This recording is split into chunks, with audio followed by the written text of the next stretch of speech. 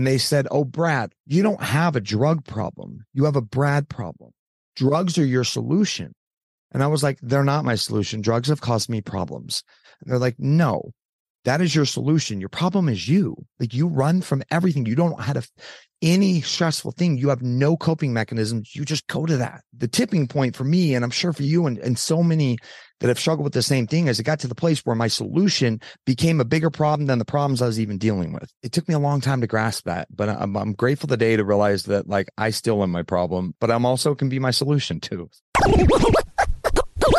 You're listening to Make Some Noise podcast, episode number 512 with guest Brad Jensen.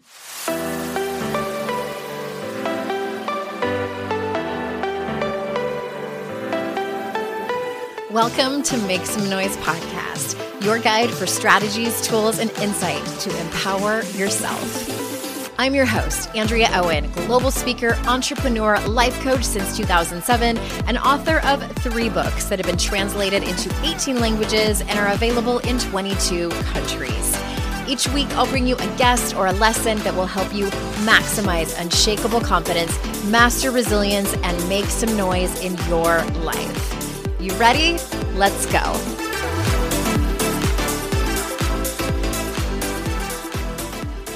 Hey everyone, welcome to another episode of the podcast. I'm so glad that you're here and so grateful for your time. Brad Jensen is here. Brad is actually a former client of mine who has such a roller coaster of a life story and completely turned his life around. Super amazing redemption story, and I can't wait for you to hear it.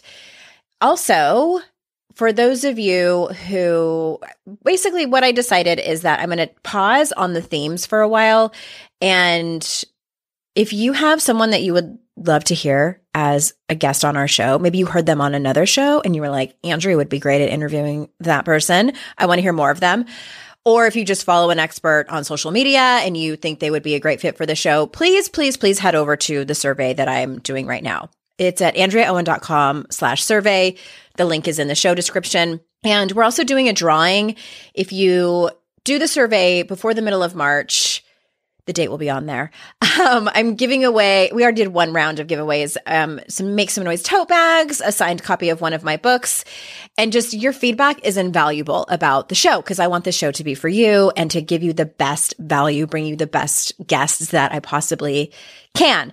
So all that being said, also, if you are interested in the Daring Way program, which is, some of the key takeaways are getting crystal clear on what your values are, what trust looks like to you, and how to build it in your relationships, the myths and paradoxes of vulnerability, and how to work past those in your life so you can have better connections, so you can have more courage, you can have more shame resilience. That's really what the entire program is about. You might have heard me talk about how I host a retreat, and I'm going to do that later this year. However, also, I'm going to be rolling out an online group format of this. So you don't have to leave your home. Classes are going to be in the evenings at 4 p.m. Pacific time, 7 Eastern on Tuesdays and Thursdays. So head over to andreaowen.com/group. We finally have a page just for that, andreaowen.com/group. And if you're listening to this before registration opens, you can just sign up to be early notified. There is special pricing for people who get in very first and also who are on that list. So you want to make sure that you're on that list. I have to cap it at 14 people, not my rules. It's Brene Brown's rules, actually. So there is very limited space. So andreaowen.com/group. And I am going to bring you my guest today. So for those who are not familiar with Brad, let me tell you a little bit about him. Brad Jensen's passion for the fitness industry began when he was 14 years old. The minute he picked up his first fitness and nutrition magazine, he knew that that was what he was born to do. He is NASM and ACE certified and the owner of Key Nutrition and has gone on to acquire numerous certifications, including NCI, Oracle Applied Science, and the WellFit Mentorship. This passion has lifted him from his darkest time and helped him overcome a decade of addiction to drugs and alcohol, which resulted in his sobriety. And his sobriety date is November 20th of 2012. So without further ado, here is Brad. Brad, you're here. Thank you so much for joining us. Thank you. It's so good to see you. It's not often that I have guys on my podcast. Oh, You should be. I'm very in touch with my feminine side, so it should work okay. I know you are. No, I wanted to sort of mix it up and have people of different walks of life talking, especially about this theme. And as I was just mentioning to you, I want to kind of keep it general because of a smaller population that listen to the show have, would identify as an addict or alcoholic or someone like quote unquote in recovery. But okay, so maybe you can answer this and kind of tell us like the 3-minute version of your story of like, when you found yourself getting your mugshot taken. And I'm also curious, and if you forget the second part of the question, I'll circle back and ask you, like, what was the root cause of your addiction? Because it's usually like never about like, I just really liked drugs or like, I just really liked booze. Like right. We're doing it for another reason. So kind of walk us through like when you found yourself, because you have like a true rock bottom story. Am I right? Yeah. Like I found the basement of rock bottom somehow. You did. Okay. The mugshot first? Is that what you said? Yeah, because that's really all I know is that like you got arrested, and then I don't even remember if you turned your life around. Like, was that it, or did it keep going after that? Well, that was the 17th time I had been arrested. You're kidding me! I didn't know that. Yeah. Oh my gosh. Yeah, that's back when they used to arrest you a lot. Yeah. It's funny. I talk to people who are still out there, kind of running a gun or trying to clean up their life now, obviously, and they're like, oh no, you have to do something really bad for them to arrest you now. And back in 2004 to 2012, it was like, they just kept arresting me. And most of the times I was booked and released, but the mug shot that I'll commonly post on social media platforms was that last time was, the 17th time was the kicker for me. So yeah, that last time was the time I turned my life around. And so, I was a overweight kind of kid growing up, chubby. And like, I always tell people, if I could go back and just give that kid a hug, like, and just like, you're not, see, I hung around with kids that had rib cages. So we called that, we thought they were like ripped and they were just skinny, right? And so I was kind of the chubbier one of the group, but I look back and I remember, and don't get me wrong, like I liked some food, and hadn't had a growth spurt yet. But again, like I look back and I just think, man, you were just like, you just hadn't hit that growth spurt, bud. You didn't need to, just to be so mortified. And so I was kind of teased by my friends. No, I wasn't bullied in the sense of like, what kids go through maybe nowadays, but I was definitely, the shit end of the joke with all my friends about being fat. I was just anxious. And this is 1996, 12-year-old kid. I didn't know how to articulate to my folks that I was anxious. Like I didn't know what that meant. In fact, they sensed something was wrong. And so the doctor just put me on Ritalin. Wow, I just can't focus, which just made my anxiety 10 times worse. And so the minute I found some Jack Daniel's whiskey and my buddy, he snuck it from his mom. And I remember I drank it and I thought, why would adults do this? That was the worst thing I've ever tried. And about 20 minutes later, I was like, okay, I get why they do it. This is amazing. So was this like high school? No, I was like 12. Oh my gosh. Okay. Middle school. Yeah. And so just, I used to escape this petrifying anxiety that was being me was just, I felt like I was on the outside looking in at life all the time. I was terrified. I was terrified of everything, just petrifying anxiety. I drank originally to fit in and to be cool because all my friends were doing it. But the minute I tried it, I thought, oh, I don't feel anxious when I do this. It was amazing. Where did you grow up? I grew up here in Salt Lake City, Utah. Okay. I still currently live. That's what I thought. And you have a lot of siblings, big family? Yeah, I'm the youngest of 5. Yeah. The youngest of 5. Okay. Yeah. And so, and maybe I'm stereotyping, but because we lived in Utah for 3 years and a lot of the families there are a little more conservative when it comes to like having alcohol in the house. And so that was different for your family? Oh, no. Yeah. I know. I grew up Mormon from the Mormon church. And still didn't stop you? No, did not, go figure. And you know what? My parents were actually pretty cool. They didn't push religion down my throat, but definitely was taboo to drink. I never saw it in my parents' home. They didn't do that, and they tried to raise me the best they could. And what's interesting is I always say, from that time at 12, and then, until I got sober at 28, and obviously it wasn't just like full blown gnarly addiction for that long, but I didn't use drugs because I was sexually molested, which is a common story, or had this severe trauma. Of course, there's dysfunction you see in families, but I used simply because I was so anxious, and anxiety is still the thing I battled throughout my whole sobriety. And I had no coping mechanisms as a little kid. And again, they put me on Ritalin thinking that would help. Well, it's a stimulant, so it just makes everything worse. But I didn't know that. They're just telling me to keep taking my medication. And it just felt like this downward spiral. And so as bad as my addiction got, it wasn't because my parents did anything or I didn't have a dad in the house, or sure, my dad worked a lot and he wasn't around, but like I was raised, my parents did the best they could. Yeah. And so I would say I became a drug addict despite like, that I was raised really well. I had a similar experience. And, now that I have a 13 and 15-year-old and my daughter's in 7th grade and my son's obviously been through it, what I forgot about when it comes to middle school, that's why when you said 12, I was like, oh my gosh, is that everything is embarrassing. Like just existing is so embarrassing and just like this crippling, like everyone's staring at me when literally no one is staring at you. Yes. It's called there's like a term for it. It's called the invisible audience that is so common in middle schoolers where they think everyone is watching and staring at them and there's not. So I can see how that is such a dangerous, I don't know if I have a better word for it, just susceptible to finding coping mechanisms that just give you some peace, like in your head. Oh my gosh. Okay. So it was just kind of a downward spiral from there. By the time I hit high school, I realized I found fitness, and I'll sum this up really quick, but I remember picking up a magazine in a Barnes & Noble book. That's back when people used to go to bookstores. My mom was in there buying a book. I was in the magazine section. I'm still this kind of overweight 14 and a half year old kid. And I see this Muscle and Fitness magazine. I see this big jack dude on it. And I was like, I want to look like him. I was just enthralled. I went right to it. I picked the magazine up and I just started reading. I'd never been so passionate about anything in my whole entire life. I was like, oh my gosh, it made no sense to me. I'd never lifted a weight or whatever. I remember I tore out a page in there that was this sample diet. Now looking back, it was probably for like a bikini girl competitor, not a young man. And I remember I was eating like 4 egg whites in the morning with a half a grapefruit. That was my whole breakfast, which is like 100 calories just for those counting at home. Oh my gosh. Yeah. Not enough. And I started to lose weight. And during that time too, I hit a growth spurt. So what happened is then all of a sudden, by the time I hit a sophomore in high school, I was being teased by my buddies for being too skinny. They would call me the anorexic kid.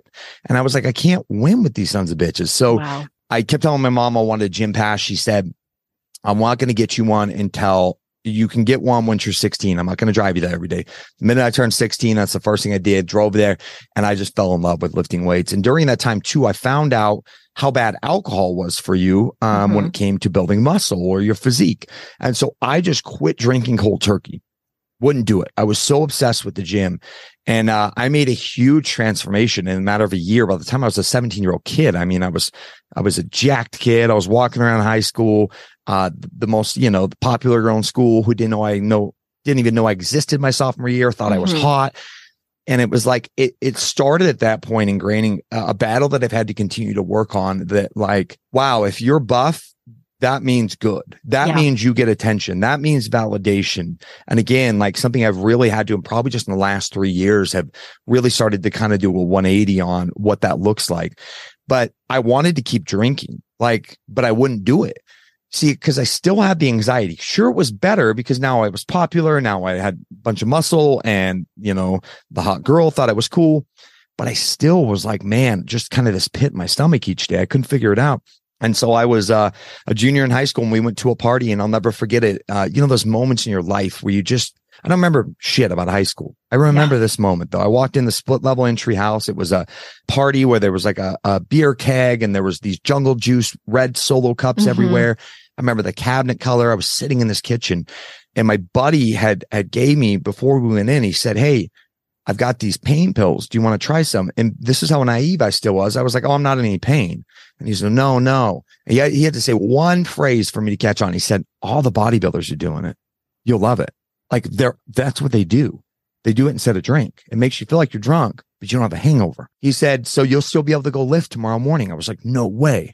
I was like, let me try him. And I remember when they hit me in that kitchen, I felt like I had arrived. That was the moment I'd been looking for. I loved everything about it. I loved how I felt. It was probably the most spiritual experience I'd had to that point in my life. I felt complete. I was like, this is amazing.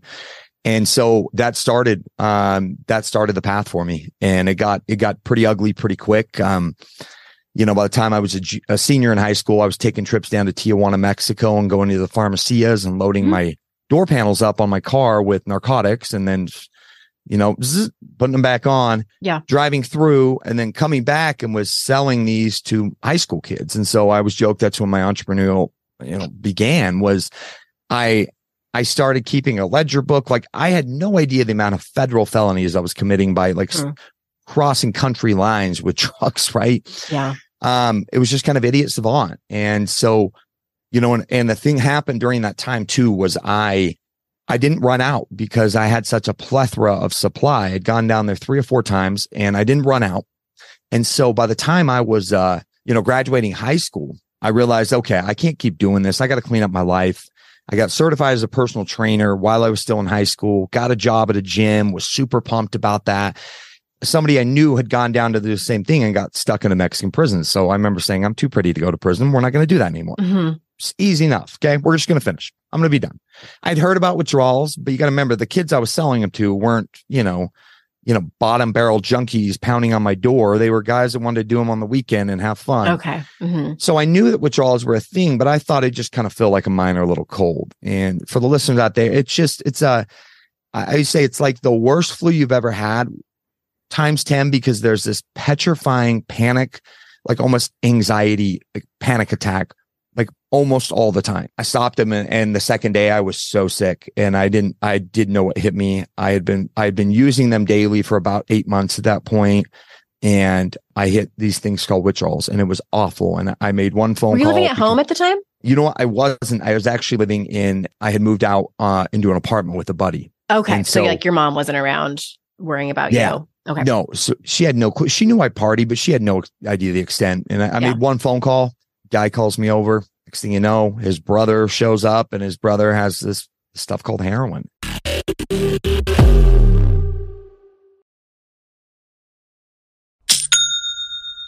Shopify's already taken the cash register online, helping millions sell billions around the world. But did you know that Shopify can do the same thing at your retail store? Give your point of sale system a serious upgrade with Shopify. With Shopify, you get a powerhouse selling partner that effortlessly unites your in-person and online sales into one source of truth. Track every sale across your business in one place and know exactly what's in stock. Connect with customers inline and online. Shopify helps you drive store traffic with plug-and-play tools built for marketing campaigns from TikTok to Instagram and beyond.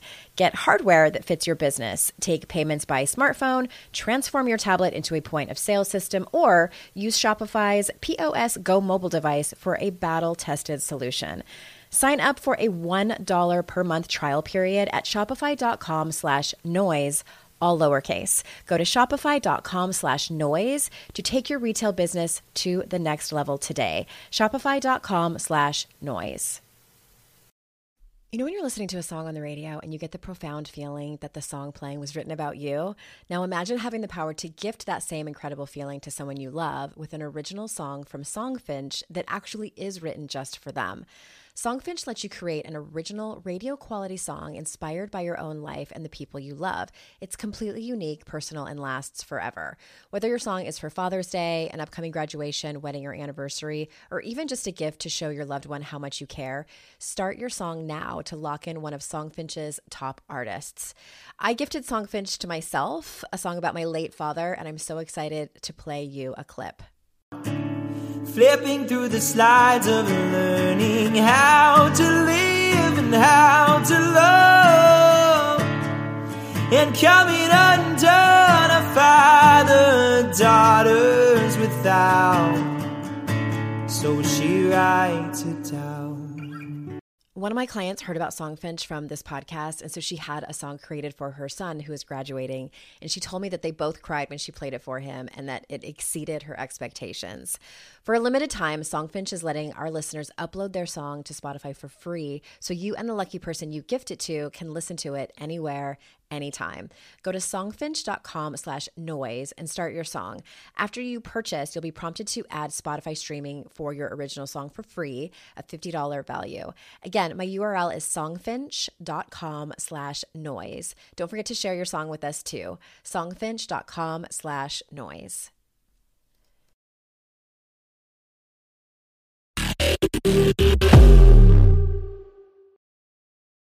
And I remember thinking in my head, that was a line in the stand I drawn. Like, that was gross. Like, that was for junkies. That, no, not me. And instantly, I just said, well, make me feel better. Yeah. And I said, well, it'll make me feel better. And he said instantly. So I proceeded to use heroin as an 18-year-old kid and shot it up. And remember afterwards, the guy looked at me and he said, hey, kid, I'm sorry. Your life will never be the same. Oh, he knew where you were headed. No, I'm not going to keep doing this. I'm like I had no plan, but in my head, I'm like, oh, I just need to feel better today. But somehow tomorrow I was going to face these horrible withdrawals. And that continued. And I kept using for the next, using heroin daily for the next 6 to 8 months and ended up in my first treatment center shortly after that. And I remember I called my mom and I said, hey, I need some help. She said, about what? And I said, I'm addicted to heroin. And she dropped the phone. That's how much shock she was in. I said, hello. She came back and she said, you're kidding. I'm like, no.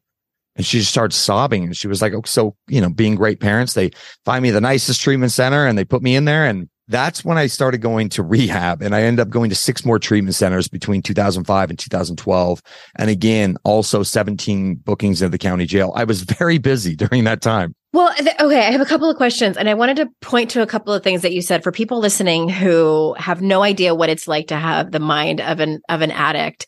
And you said, you're sitting at that party in that house and you took the pill, and then 20 minutes later, like, you're instantly sort of like kind of transported. I think everyone has, or most people have experienced like that feeling of like, being high or a little buzzed. And I think for many people's brains, they either don't like it or they like it, but it doesn't sort of like transport them and take them away from a place that they hate. And for you, it was, that anxious place.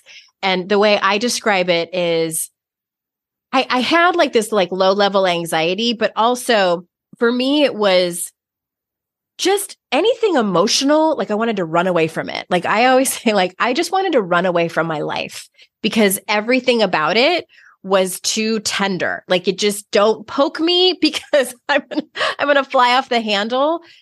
Drinking and especially like benzos took that away from me instantly. And it's just, I think that's the part that's hard to explain to people that don't think like us.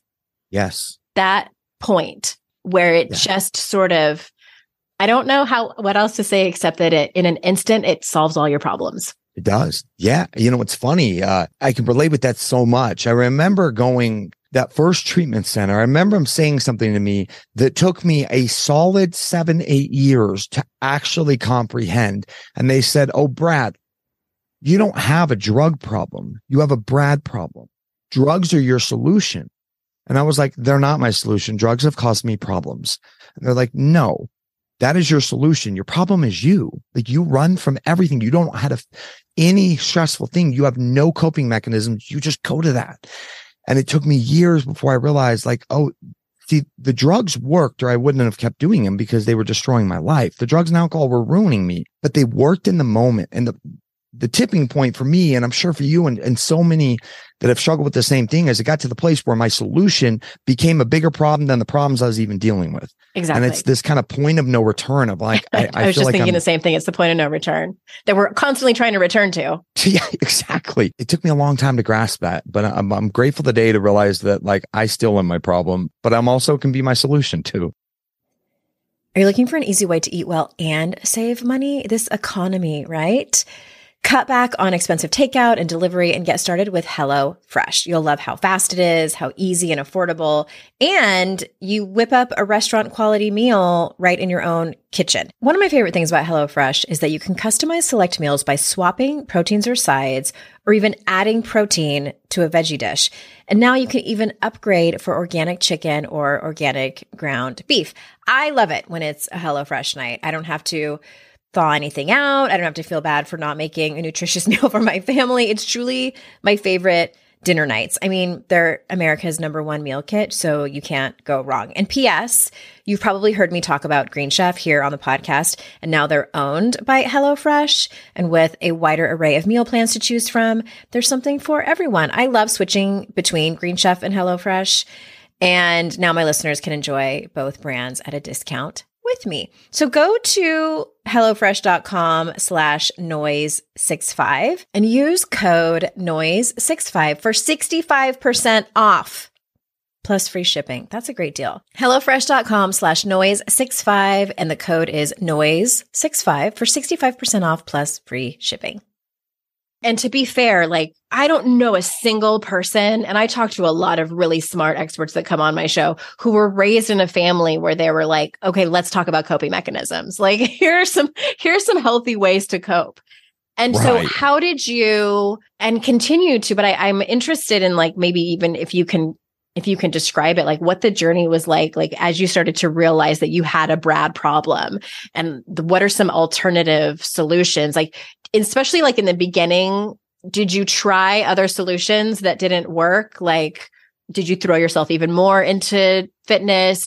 Was it relationships? What other things that you tried to use to cope? 100%. You know, I'll say this, that you really decade long, but those 7 years from when I first entered treatment until, it was just horrible. I ended up homeless a couple times. I got married and don't remember it. Like, it was 6 overdoses, had to be revived. Like, thank God for Narcan. Like, there was this ugliness.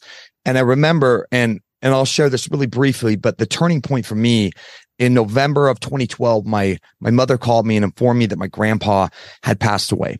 Mm-hmm. And she said, I'd like you to be at the funeral. Keep in mind, at this point, my parents had put in these things called boundaries, which is the best thing they could have done for me. They loved me enough to say, you're not allowed around here. If you come around, we'll call the cops. I was not safe or trustworthy to be around.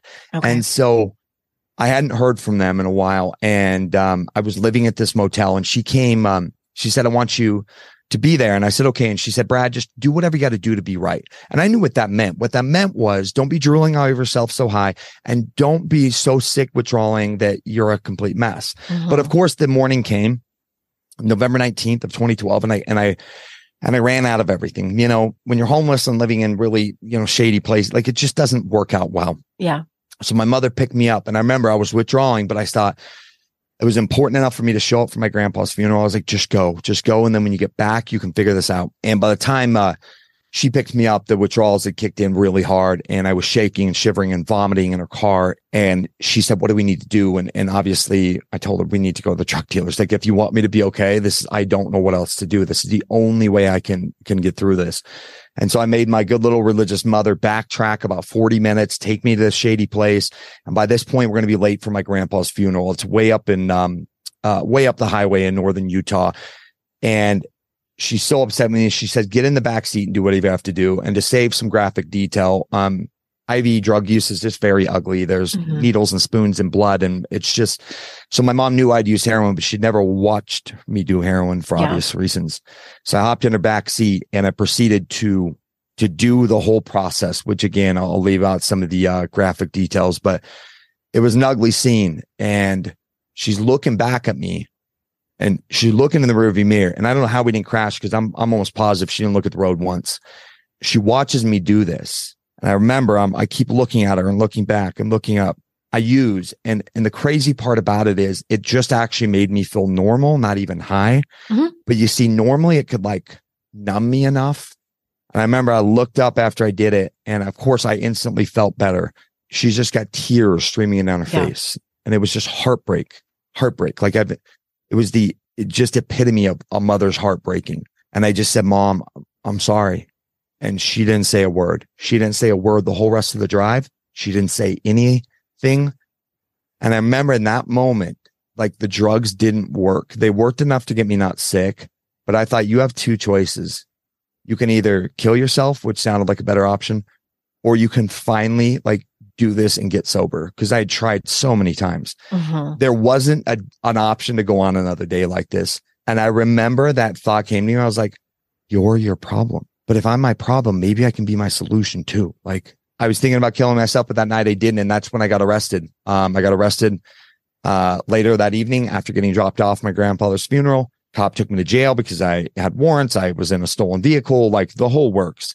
When I got out, what I had done before was I'd gone to jail enough times. I'd done 6 months or 4 months, or I got out and like either I'd call the drug friends, or if I didn't call the drug friends, then I would end up going, well, I need to get back some weight on me because I'm a fitness dude and I don't look like one. So I'd prioritize the gym first, or tanning. I'm being serious, like or shopping to make sure I had new clothes.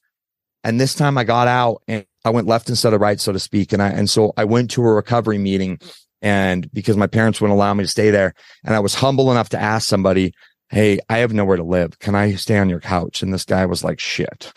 And by the grace of God, he let me. And so I did something different this time. I spent the next 30 days waiting tables, taking the bus, things I would never humble myself to do. I got really enmeshed in a recovery community because I had no friends. I had to create all new friends, and I'm really grateful for that. And then after finally getting a little bit of bearings underneath me, then I went back to the gym. Then I started prioritizing some of these other things.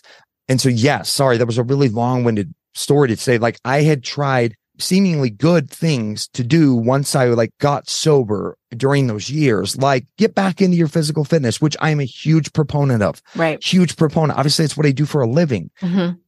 But I had to get like the deep emotional, mental, and spiritual work going first. It's fascinating to me. Maybe it's like a sick fascination, but it's heartbreaking on one end because there are so many people who might experience what you experience, like using in front of your mother and like watching just how incredibly heartbroken she is, and they'll still continue to use. And they don't make it. And these are the people that do eventually lose their life. But then there are some people where, because they always say, like, you can't go into recovery for someone else. Like, you just can't. And there's also the conversation around that a lot of people that aren't in recovery don't understand, where they'll say, like, well, if you can't do it for yourself, can you do it for someone else? It's like, no. And it also doesn't say anything about how you feel about your mother. And people say like, oh, you love drugs more than you love your mother. And it's like, yes, but no. It's so hard to explain. Like, when you're not in your right mind, we're not making good decisions. And I had a similar moment, not quite as egregious, where I had about 4 months and I got triggered. I got into a fight. I got into an argument with my husband. Serious abandonment issues over here. And I'm like, he's going to leave me. Like, this is it. I'm going to be a single mom. And like, should I look for apartments? I had gone down the spiral. I started drinking, and I was drinking from the bottle at that point, just like not even, why am I going to put it in a glass? And my kids were little enough. They were 2 and 4 at that point, just turned 2 and 4. And my son was jumping on the bed, and I'm sitting in the hallway, and there was like an armoire type of thing. And I had put the bottle in the cabinet just in case my husband had come home, and so he wouldn't see me. And I'm drinking it from the bottle, the wine from the bottle. Bottle was almost gone, and I had drank plenty before that. And my son stopped jumping on the bed, and he says, "Mommy, what are you doing?" Probably because it looked funny, that like drinking from an actual wine bottle. And I remember that moment of just eye contact with him, this like 4-year-old little boy, and like a moment of clarity. I don't know like what else to call it. And I wasn't doing it for him. But it's just like that shame, that feeling of shame that you are disappointing someone that you love and care about, and you care about how they feel about you. It's like, I don't know if that is kind of like some kind of divine experience that happens in that moment where the universe is like, here you go. Yes. This is the thing that you need to do. The part that breaks my heart is that not everybody gets those moments, that they'll continue to use or drink, and they'll end up losing their life or losing custody of their children or losing, their entire career. Like, that's the part that I have a hard time, that makes me emotional, and I have a hard time contending with. But anyway, all that to say, it's fascinating to me, like, what were the moments? Because most people in recovery, they might have more than one, but they'll remember, because I feel like for many of us, it's a moment of shame. It's a moment of like true shame where we are like, I like where we're meeting our maker or something. I don't know.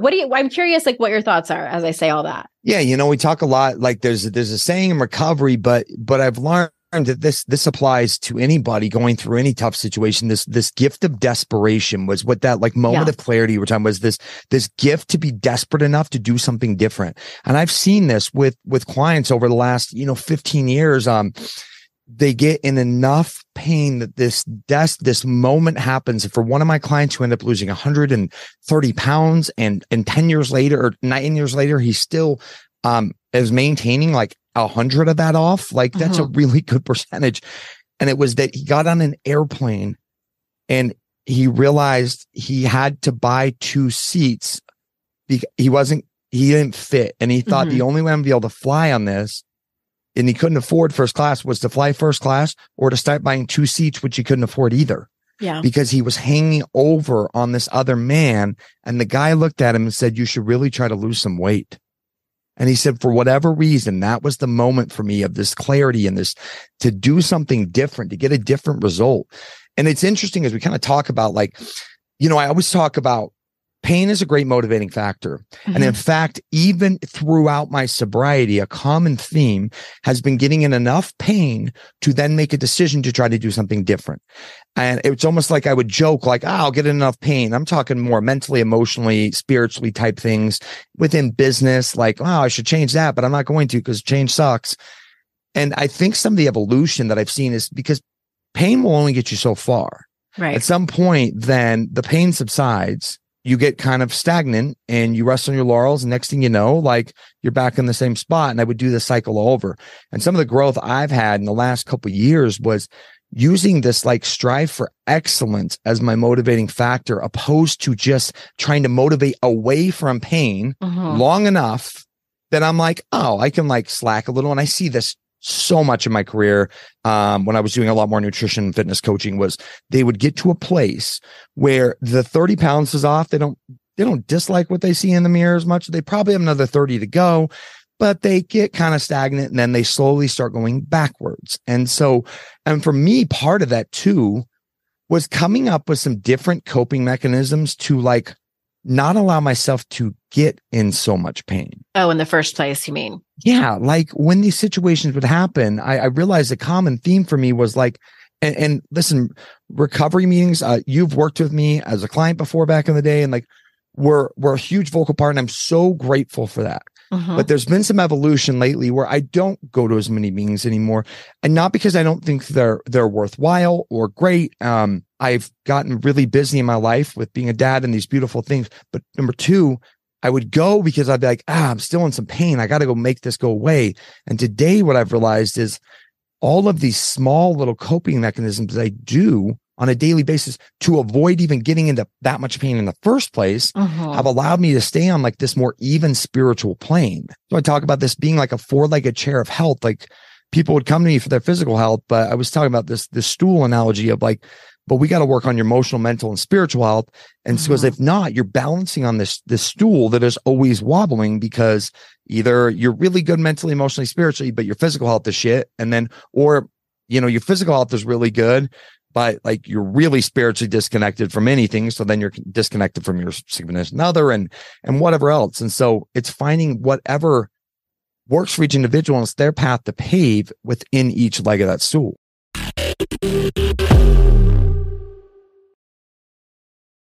I'd like to introduce you to the Minimalist Moms podcast.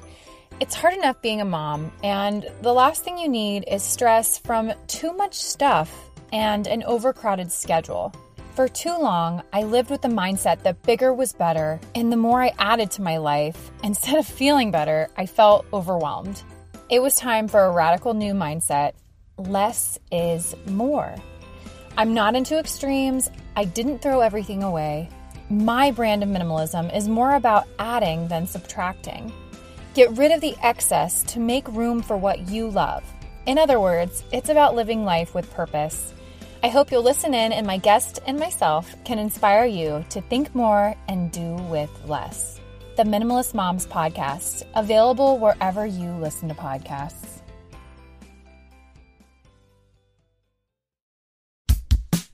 Oh, hey, everybody. It's us, Blair and Molly. your old pals from Toddler Purgatory. Two moms who are also actors, who are also creative beings, who sometimes feel stuck. And this is our new podcast, Unsticking It with Blair and Molly. What happens when your creative spark just seems to disappear? Gone. Poof. Bye. See ya. What happens when life gets in the way of your creativity instead of nourishing it? That's what happened to Molly and me. We felt like the thing that drove us creatively stopped working and impending doom had in fact impended. Totally. So we decided to do something about it. And that was steal ideas about getting unstuck from the most creative people we can find. We talk to guests about how to break through the mucky, gluey, sticky wall that can get between you and your creativity. We hear about their journeys, their successes, their challenges, and even their bougie coffee shop orders. And we're not just talking Bob Ross type paint on paper artists here, though we talk to them too. We're talking to actors, creative directors, dancers, and people who are working hard to be their best creative selves in a world that can sometimes feel real uncreative. We all have something to teach each other, so let's steal their ideas together. Join us, won't you, as we deep dive into how to unstick ourselves from the life gunk that can get in the way of our creative freedom. Pandemics, school calendars, world events, lack of sleep. Oh, get out of their life gunk. And let's get back to your best creative self. Subscribe to Unsticking It with Blair and Molly. You're not going to want to miss an episode. Unsticking It with Blair and Molly, because sometimes life sucks. Unsticking it.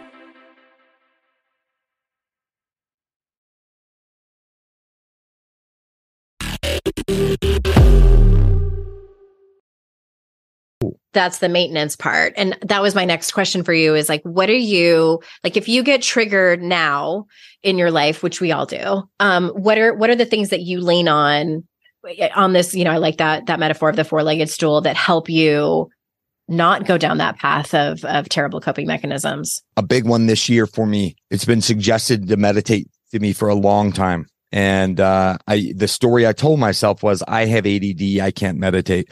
So it turns out that story is actually bullshit, because while it was incredibly challenging at first to get into any kind of deep meditative state, last year, December of 2021, I made a commitment to a friend that I really value, that I was going to adamantly try, like, to the best of my ability, consistently, daily, even if it's 2 minutes or if it's 20 minutes, meditating this whole last year of 2022.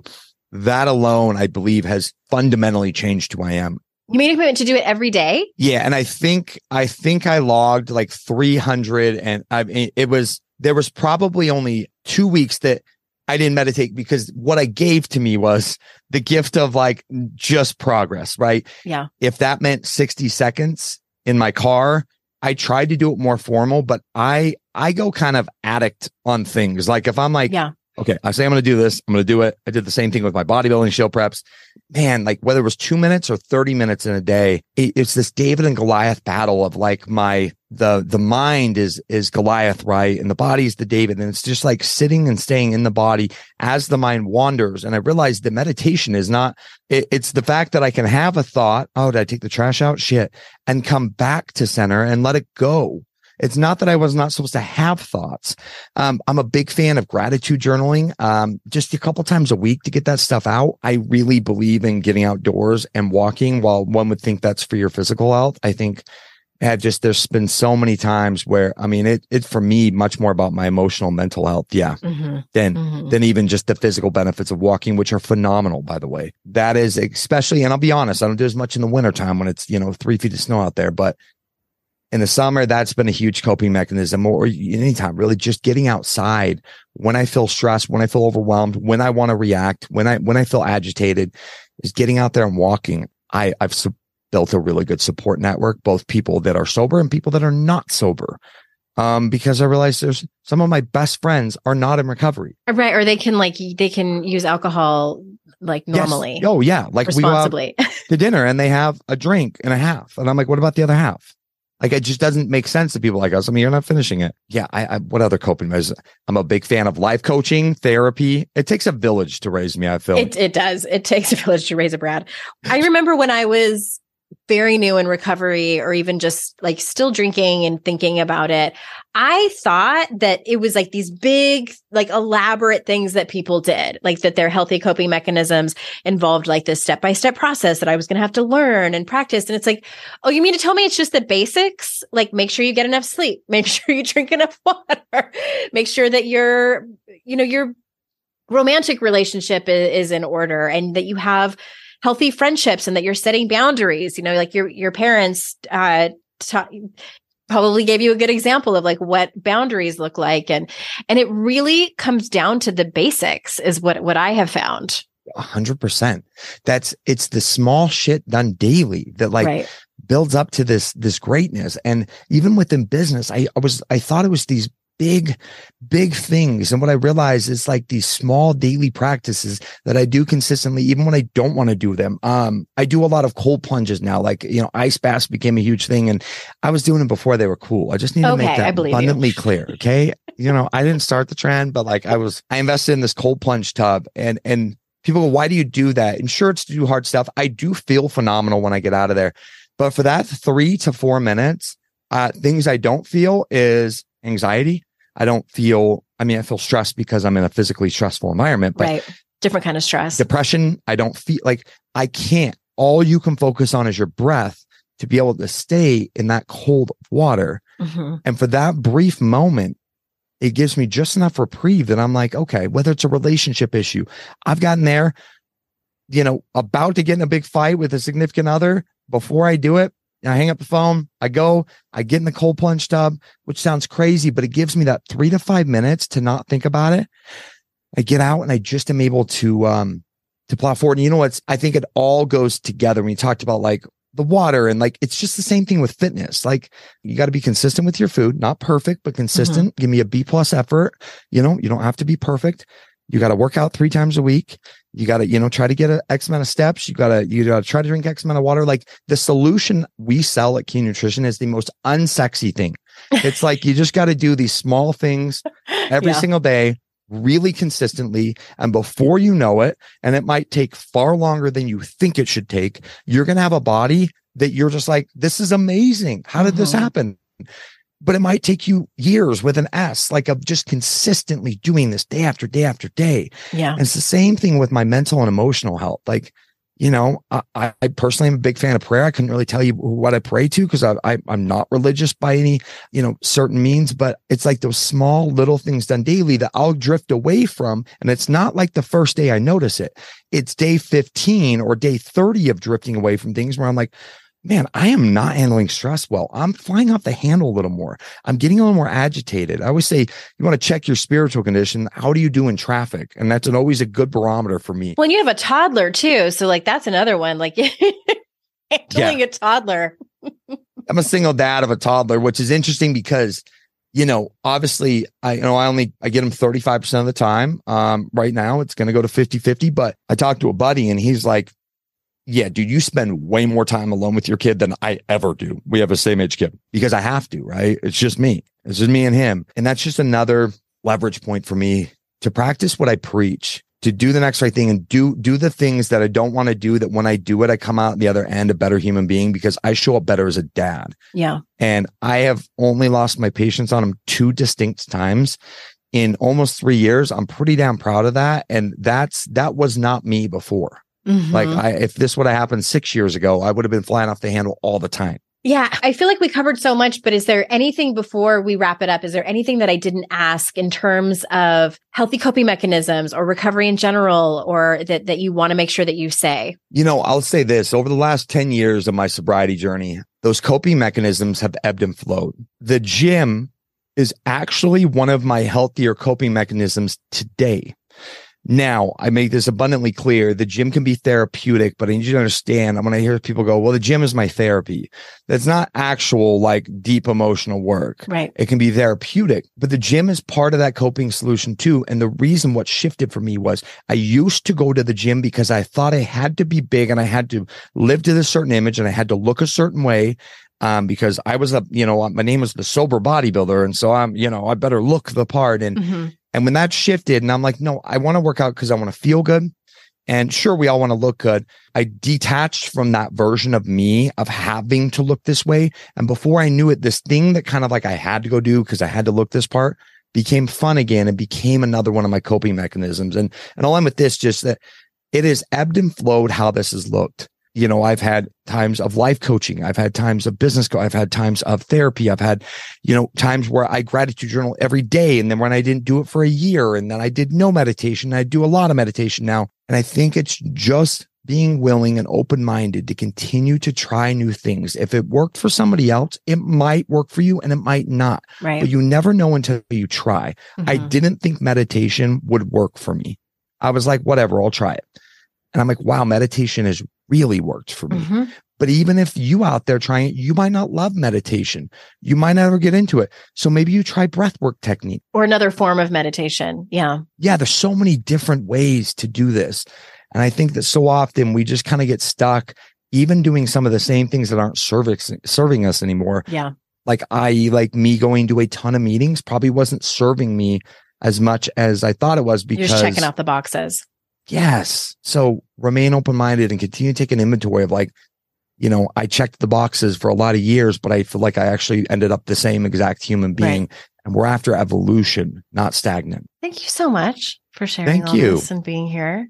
Yes. I know you're at the Sober Bodybuilder on Instagram. And then where do you want people to go if they want to learn more about you? I know that mynextlevelexperience.com. Which, by the way, big shout out to you. You were on the forefront of the beta round of creating that program. I don't know if you remember. That's it. It's still That's in its it is probably 6th iteration now. ninth. That's awesome. So oh my cool. gosh. We've really, it's That a makes me deep so happy. dive in everything we just talked about. Yeah. It's really shifted it mental, emotional, physical, spiritual. But you were kind I'm of so glad you the stuck forefront with of helping me. It's been get that off the ground. Yeah. Yeah. So thank you for that. So that's mynextlevelexperience.com. It's a quarterly self-development program I run. And then my other company is Key Nutrition, and you find that at keynutrition.com. And we do all things fitness nutrition coaching with an emphasis on, the emotional and mental and spiritual health side. So I love that you guys incorporate that. That's so important. You can't have one without the other. And thank you for sharing your story and being of service and talking about important things that are sometimes hard to talk about, even though I know you've been talking about it for so long. It's like, yeah. it's not as hard anymore. Everyone, thank you for listening. You know how much I am grateful for your time. I know your time is very important. And thank you again for making time for my guests and myself. And remember, it is our life's journey to make ourselves better humans and our life's responsibility to make the world a better place. Bye for now. Hey, did you know there's free secret podcast episodes waiting for you that are not part of my regular podcast feed? Yes. AndreaOwen.com/free. And you just sign up. You get a link sent to you. It's very secret. It's like a secret club. We don't have a secret handshake. Don't worry about that. But it's these motivating podcast episodes that I made for you. They're under 20 minutes each. There's 3 of them. They're for wherever you are in your life. So head on over there and grab them. They range from really supporting you and seeing you where you are and being compassionate, all the way to giving you a giant kick in your ass and telling you how amazing and gorgeous and phenomenal you are. So AndreaOwen.com/free and get your hands on that free podcast feed.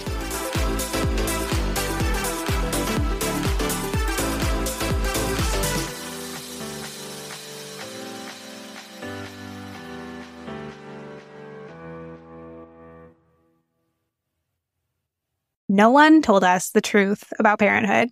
Why? This is the podcast everyone needed before they had kids, because now that those little ones are here, there is a lot to unpack. I'm Rachel Shepardota, and I am your host for the podcast No One Told Us, where we tell the truth about parenting and let you in on all the stuff you really should have known about before having kids. I am the founder of Hey Sleepy Baby, but this podcast is so much more than sleep. We'll be diving into all the topics that you really care about and need to know while you do your best job raising those adorable, tiny humans. Our goal is to just make you feel less alone and less overwhelmed. There are so many things that no one tells us before becoming a parent, and I think that we should really pull back the curtain on becoming a first-time or second-time mom or dad to share the good, the bad, and the ugly. We'll have a little education, a little fun, and a whole lot of heart that goes into each and every episode. So join me and our amazing guests each week to hear us talk about what no one told us.